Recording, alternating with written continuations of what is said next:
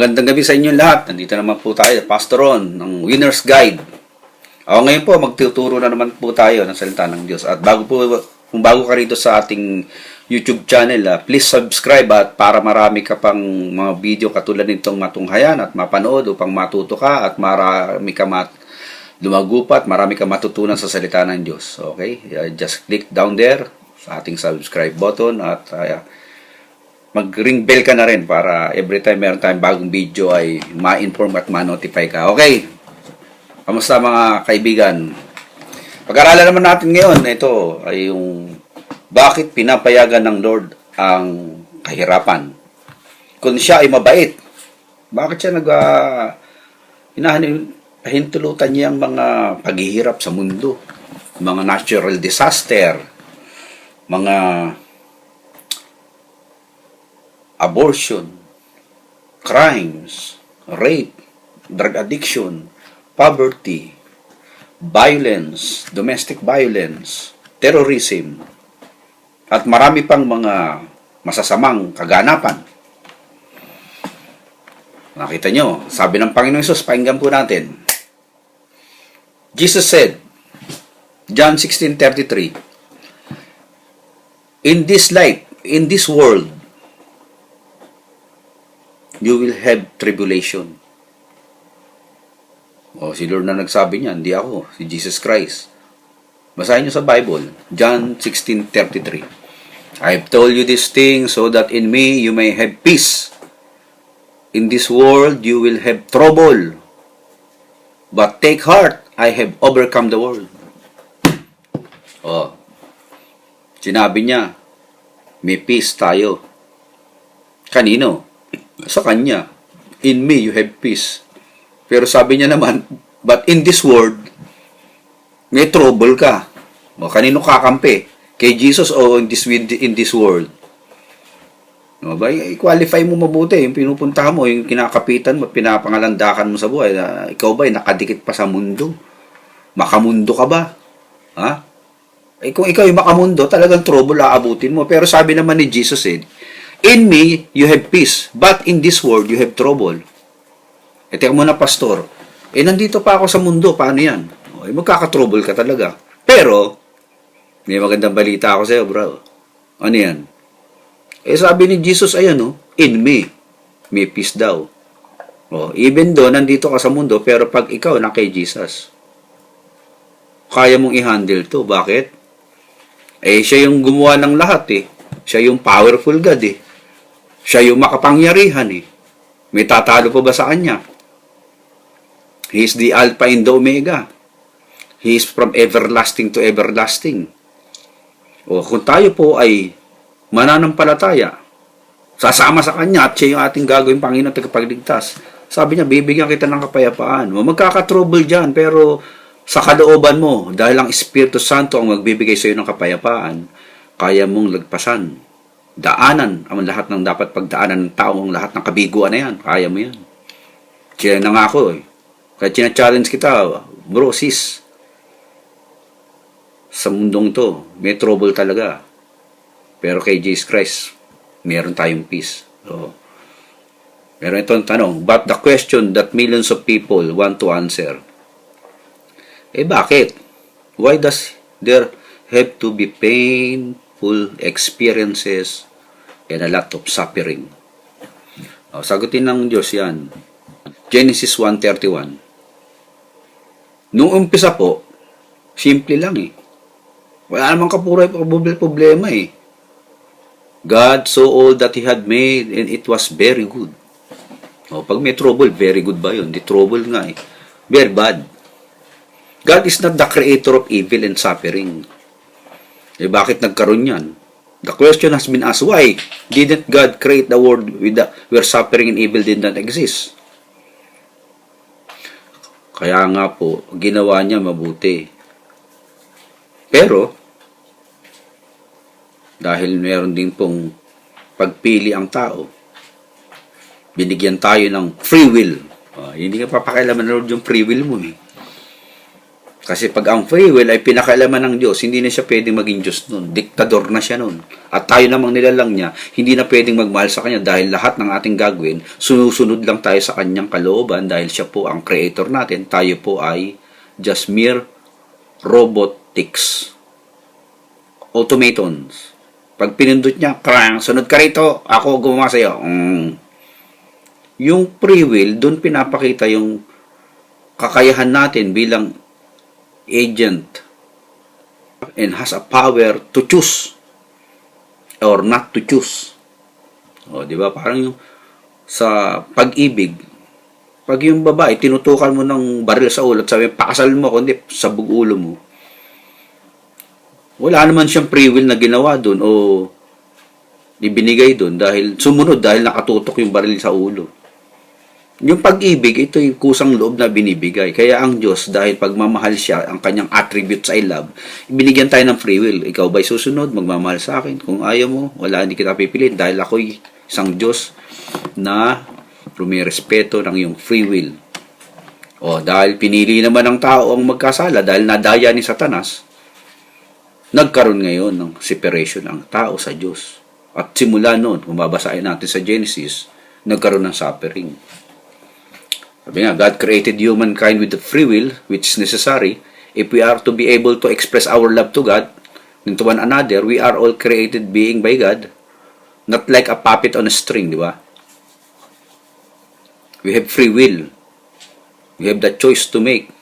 And we are privileged with that kind of choosing to reject or to accept. Kasi pag wala yan, talagang hindi pwedeng maging love yung mga mangyayari. Pilitan yun o controlling yun. Ang tao ang pumipili ng mabuti sa masama. O kaya binigyan tayo ng Lord yan, kaya napakagandang pribileho para sa atin. Unang-una, God is not the creator of evil and suffering, but God, because of His greatness and His gracious and loving kindness towards humanity. Hindi niya tayo basta-basta ginawa lang para diktahan at kontrolin. Binigyan tayo ng free will so that we could love Him and make a choice to obey or not to obey. That is a respect. Natawag natin respeto yun. Number 2, although suffering is not thought of as good, God can use it to accomplish good. Bulit. Ang mga paghihirap, mga evil na nangyayari sa mundo, talagang hindi natin matatawag na mabuti yan. Pero, pwedeng gawin ni Lord yan. Gamitin ni Lord yan. Para ano? Para tayo daw ay mapabuti. Maraming paraan kung paano gagawin ng Lord yung mga paghihirap natin ay mapabuti tayo dun sa paraan o proseso na tayo dumadaan sa mga sufferings. Habang develop natin itong pag-aaral natin to, sundan nyo lang para may matutunan tayo. Number 1, under that number 2, letter A, under number 2, He uses our pain to draw us to Christ. Yan ang katotohanan.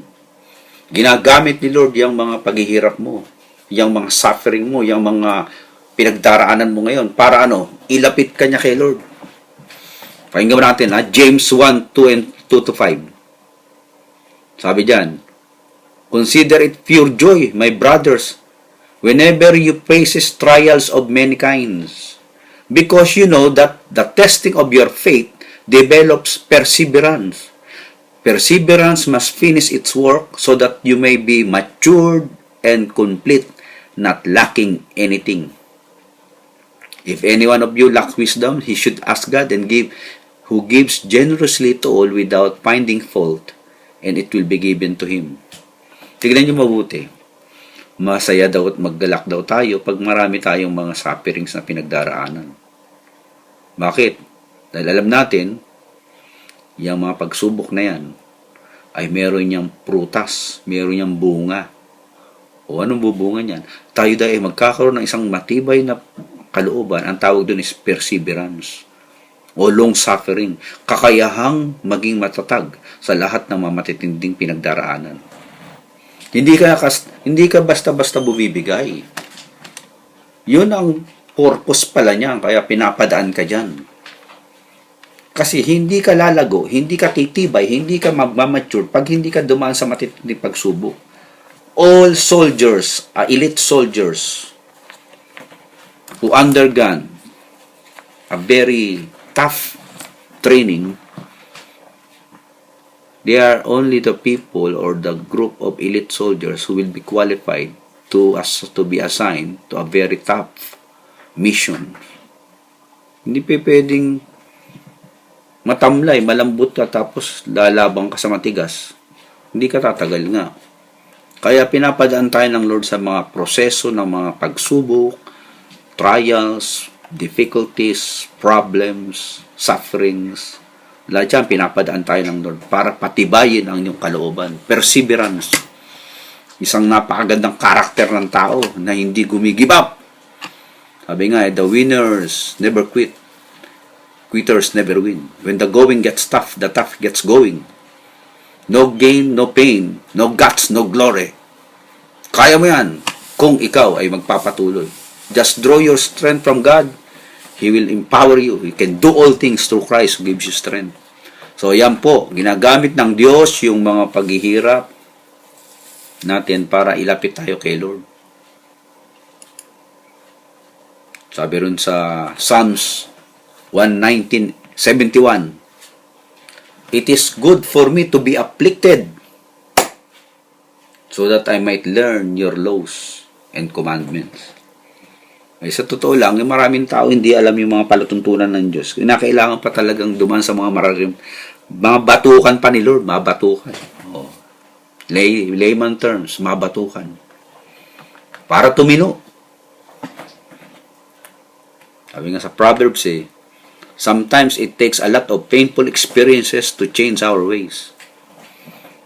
Basahin natin Psalms 107:13, 12 and 13. For he subjected them to bitter labor.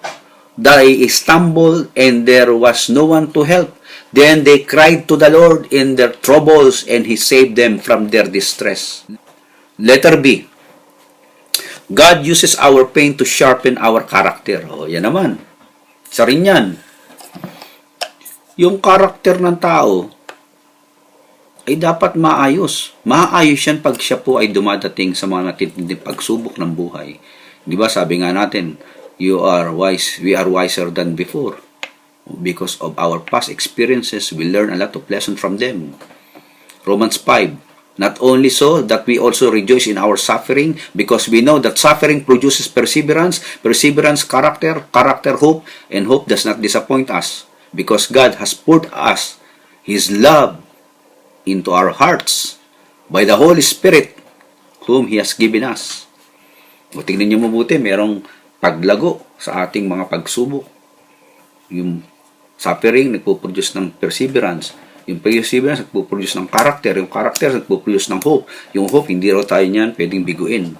Dahil pinuhos sa atin ng Diyos ang kanyang pag-ibig sa ating mga puso sa pamamagitan ng Holy Spirit. Hindi ba maganda rin? May purpose din pala yung suffering na yan. Kaya hindi pwede nating takasan yan. Hindi natin pwedeng sabihin, Lord, exempted ako. Lord, ayoko niyan. Gusto ko lang sa mga comfort zone. Hindi ka lalago, kapatid, pag yan ang laging nasa utak mo. Masakit talaga, pero tanggapin natin. Tatanggapin pag tinanggap mo yan. Ikaw ang makikinabang. Letter C. Our suffering are sometimes a way of God disciplining us so that we may matured in our faith.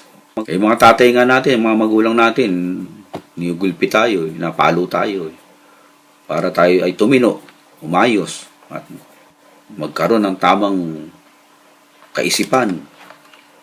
Hebrew 12:7. Endure hardship as discipline. God is treating you as sons. For what son is not disciplined by his father?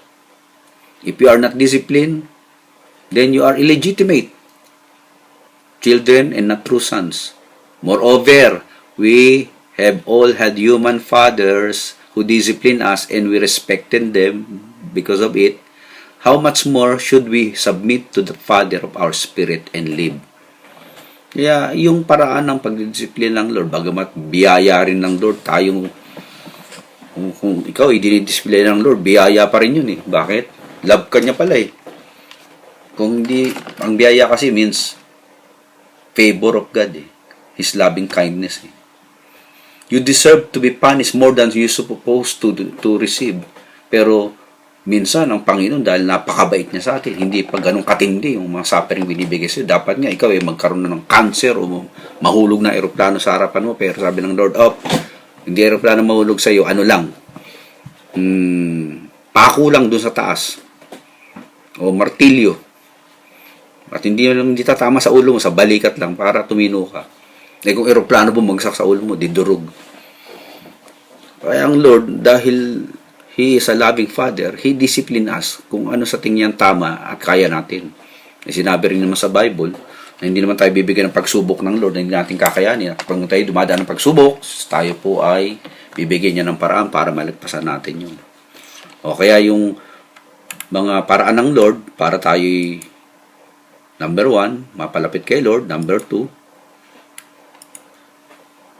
ma-sharpen yung karakter natin. Number 3, para madisiplina tayo. Ay lahat yan, benepisyo yan para sa atin. Kaya huwag tayong aaray, huwag tayong magtatampo, huwag tayong masasaktan kung si Lord tayo po yan pinapalo at pinapagalitan. Dahil yan ay para isikabubuti natin. We are being trained. Letter D, God can accomplish something positive out of our negative. Yun ang maganda. Alam naman ang maharami ito, Romans 8:28. For we know that in all things, God works for the good of those who love Him, who have called according to His purpose. So, alam mo na love mo si Lord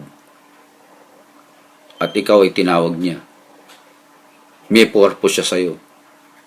Yang mga konsepto na yan, pinagsasama-sama sa buhay mo. Mabuti o masama binagdaraanan mo.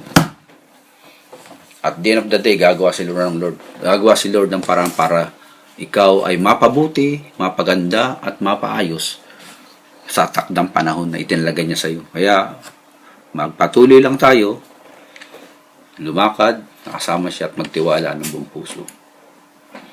Kaya kung ikaw ay kapatid, ay dumadaan sa suffering ngayon, mag-rejoice ka. Maraming mga benefit pala sa iyo yan.